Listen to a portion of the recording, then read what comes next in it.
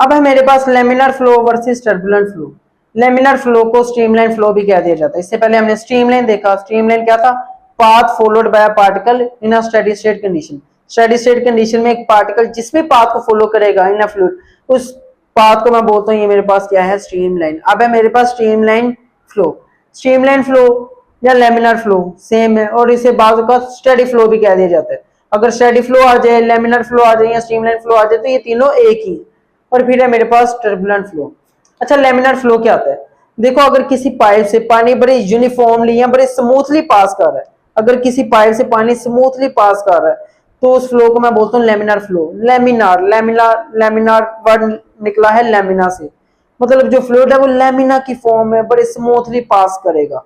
ठीक है, इसे डिफाइन कैसे किया जाएगा? मान के चलिए ये पाइप है, इस पाइप में से ये जो है वो पानी जो है वो फ्लो कर रहा है, फ्लूइड फ्लो कर रहा है।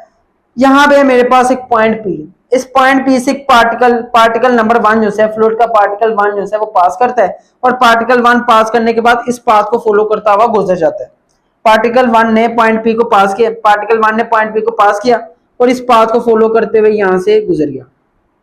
अब अगर पार्टिकल 2 जो कि पार्टिकल 1 के पीछे आ रहा था, अगर वो पॉइंट पी से पास करेगा तो वो उसी पाथ को फॉलो करेगा जिस पाथ को पार्टिकल नंबर 1 ने फॉलो किया होगा। लेमिनर फ्लो में क्या होता है? जो पीछे आने वाला जो पार्टिकल होता है वो उसी पाथ को फॉलो करता है कि जिस पाथ को इससे पहले वाले पार्टिकल ने फॉलो किया था। ठीक, अब ये पार्टिकल 3 है। अगर पार्टिकल 3 भी पॉइंट पी से पास करता है, वो पॉइंट जहां से पार्टिकल 1 और पार्टिकल 2 पास कर चुके हैं, अगर ये भी पॉइंट पी से पास करते हैं तो ये भी उसी पाथ को फॉलो करेगा जिस पाथ से पार्टिकल 1 और पार्टिकल 2 पास किए होंगे। लेमिनर फ्लो में क्या होता है? हर पीछे आने वाला पार्टिकल उस पाथ को फॉलो करेगा जिस पाथ पे इससे पहले वाले पार्टिकल्स गुजर चुके होंगे। ठीक है, डेफिनेशन देखना। The flow in which every particle passes through a particular point. ऐसा फ्लो जिसमें हर एक पार्टिकुलर पॉइंट पी से पास करता है, moves along exactly the same path, तो वो एग्जैक्टली उसी पाथ को फॉलो करेंगे as followed by the particles which pass through that points earlier. उसी पाथ को फॉलो करेंगे जिस पाथ पे इनके पूर्वज गुजर के गए हैं, जिस पाथ पे इनके पहले वाले पार्टिकल्स गुजर के गए हैं। ये है मेरे पास लेमिनर फ्लो की साइंटिफिक डेफिनेशन। ठीक है, टर्बुलेंट फ्लो। टर्बुलेंट फ्लो क्या होता है? Irregular and unsteady flow. कोई भी इरेगुलर फ्लो जो होता है वो मेरे पास टर्बुलेंट फ्लो होता है। टर्बुलेंट फ्लो के irregular and unsteady flow of fluid is known as turbulent flow.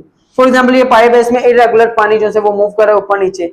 अब ये पानी मूव कर रहा था, रास्ते में मैंने एक हिंड्रेंस रख दी, एक रुकावट रख दी, तो होगा क्या? इसके इर्द गिर्द जो पानी है वो इस तरीके से शार्पली बेंड हो जाएगा। ठीक है, इरेगुलर तरीके से बेंड हो जाएगा, तो इस फ्लो को मैं बोलूंगा ये मेरे पास है टर्बुलेंट फ्लो। डेफिनेशन का कंपैरिजन हो गया। अब दूसरा, streamlines are parallel. Laminar flow में क्या होता है? जो स्ट्रीमलाइंस होती है ना वो पैरेलल होती है। यहाँ पे भी हम स्ट्रीमलाइंस को मेंशन करते हैं, यहाँ पे भी हम स्ट्रीमलाइंस को मेंशन करते हैं।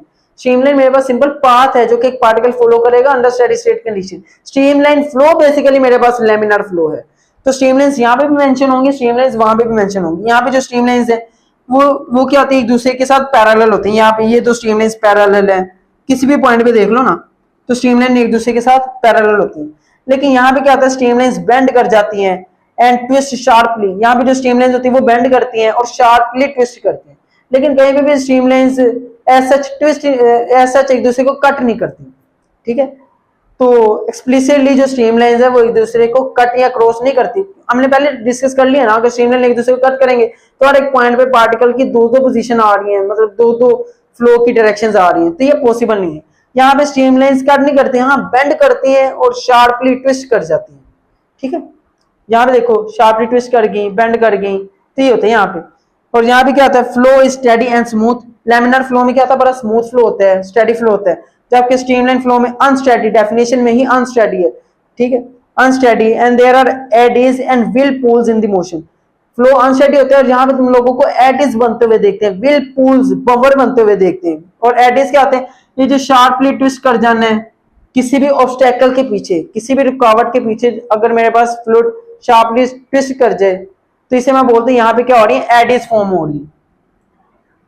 यहाँ पे एडीज फॉर्म होती है किसी भी ऑब्स्टेकल के पीछे जो स्ट्रीमलाइंस होती हैं जो कि शार्पली ट्विस्ट करने की वजह से बनी होती है, उन्हें मैं एडीज बोलता हूँ। ये मेरे पास बेसिकली लो प्रेशर रीजन होता है। तो बहरहाल एडीज का बस वर्ड और इसका मतलब देख लो, शार्पली जैसे बेंड करना किसी भी ऑब्स्टेकल के पीछे, तो उसे एडिस बोला जाता है। एडिस बनती है, व्हील पूल्स बनते हैं यहाँ पे, अनस्टेडी फ्लो होता है यहाँ पे, ये सारी चीजें। थर्ड और आखिरी कंपैरिजन है, अगर मैं लेमिनर फ्लो चाहता हूं तो मेरे पास कैसी कंडीशन होनी चाहिए। तो लेमिनर फ्लो यूजुअली अकर होता है, it occurs in small diameters pipes and flow at low velocity. अगर मेरे पास जो फ्लूइड है वो बड़ी धीमी वेलोसिटी से मूव कर रहा है, बड़ी लो वेलोसिटी से मूव कर रहा है, और अगर पाइप का डायमीटर बड़ा थोड़ा है तो उसमें फ्लूइड बड़ी लो वेलोसिटी से मूव कर रहा है, तो वो ज्यादा चांसेस है कि वो जो फ्लो होगा वो मेरे पास लेमिनर फ्लो होगा। लेकिन अगर मैं टर्बुलेंट फ्लो चाहता हूँ, हाई डायमीटर हो, बहुत ज्यादा स्पीड से पानी गुजर रहा हो, तो वो टर्बुलेंट फ्लो होगा, टर्बुलेंस होगी वहां पे। एग्जाम्पल के तौर पे फ्लो ब्लड इन वेन्स, तो वेन्स में, खून की नालियों में जो ब्लड का फ्लो होता है वो मेरे पास लेमिनर होता है, क्योंकि डायमीटर भी थोड़ा वेन्स का और फ्लो भी बहुत ज्यादा स्पीड से नहीं होता, तो यूजुअली लेमिनर फ्लो होता है। जबकि turbulent flow water in reverse in case of flood, अगर कहीं पे सैलाब आ जाए तो जो दरिया हैं उनमें जो फ्लो होगा पानी का वो टर्बुलेंट फ्लो होगा। तो देख लो बच्चों, 4 पॉइंट्स है कंपैरिजन के तौर पे, और 5 मेरे पास एग्जांपल आ जाएंगी। अब है मेरे पास आइडियल फ्लूइड। आइडियल फ्लूइड की प्रॉपर्टीज क्या होती है, ठीक है, वो प्रॉपर्टीज को देखते हैं। तो आइडियल फ्लूइड्स की यहाँ पे 3 प्रॉपर्टीज मेंशन है।